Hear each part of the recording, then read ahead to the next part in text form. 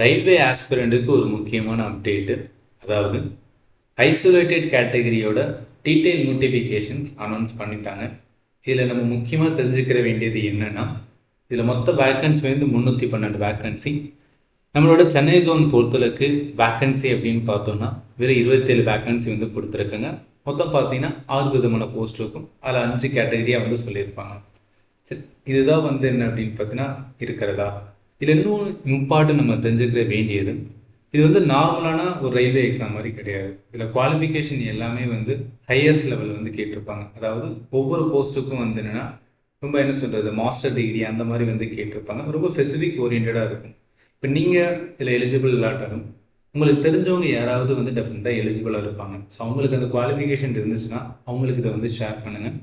இப்போ இதோட நோட்டிஃபிகேஷன் நீங்கள் ஓப்பன் பண்ணிங்கன்னா அதில் என்ன அப்படின்னு பார்த்தீங்கன்னா, பேஜ் நம்பர் 28ல் குவாலிஃபிகேஷன்ஸ் வந்து கொடுத்துருப்பாங்க.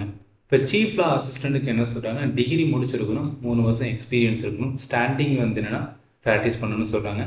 பப்ளிக் ப்ராசிக்யூட்டருக்குமே வந்துன்னா லாவில் வந்துன்னா கிராஜுவேட் முடிச்சிருக்கணும், 5 வருஷம் என்னென்னா அவங்க அட்வொகேட்டாக ஒர்க் பண்ணணும்னு சொல்கிறாங்க. அடுத்து பார்த்தோன்னா ஜூனியர் டிரான்ஸ்லேட்டர் ஹிந்தி, இது ஹிந்தி சம்மந்தப்பட்டது வந்து பண்ணியிருக்குன்னு சொல்கிறாங்க.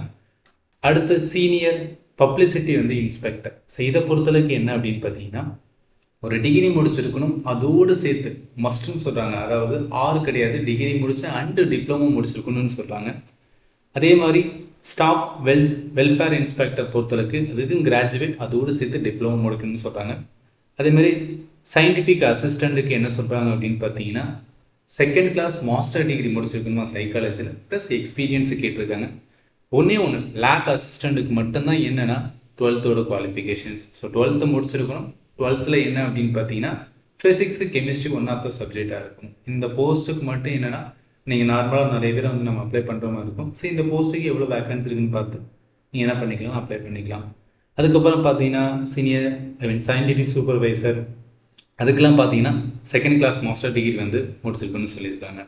ஸோ இவ்வளோ தான் போஸ்ட்டு. இல்லை தெரிஞ்சுக்கிற வேண்டியது என்ன அப்படின்னா, குவாலிஃபிகேஷன்ஸ் பாருங்கள். குவாலிஃபிகேஷன் ஒரு போஸ்ட்டு தவிர மிச்ச போஸ்ட்டுக்கு நீங்கள் வந்து கிராஜுவேட் முடிச்சு இல்லை டிப்ளமோ முடிச்சிருந்தா அதுக்கெலாம் என்னென்னா வேக்கன்சி கம்மியாக இருந்தாலும் பட் அப்ளை பண்ணுற ஸ்டூடெண்ட் வந்து கம்மியாக தான் இருப்பாங்க. ஏன்னா இது ரொம்பவே வந்து என்னென்னு வச்சுக்கோங்க, ரொம்ப ஸ்மால் ஏரியா பீப்புள் தான் வந்து இந்த மாதிரி டிகிரி கம்ப்ளீட் பண்ணனால ஸோ அது வந்து ஒரு அட்வான்டேஜ். அதனால் அவங்க தெரிஞ்சவங்க இருந்தாங்கன்னா அவங்களுக்கு ஷேர் பண்ணுங்கள். ஸோ அதனால் அவங்களுக்கு வந்து யூஸ்ஃபுல்லாக இருக்கலாம். அண்ட் ஃபைனலி தேங்க்யூ ஃபார் வாட்சிங் தட்.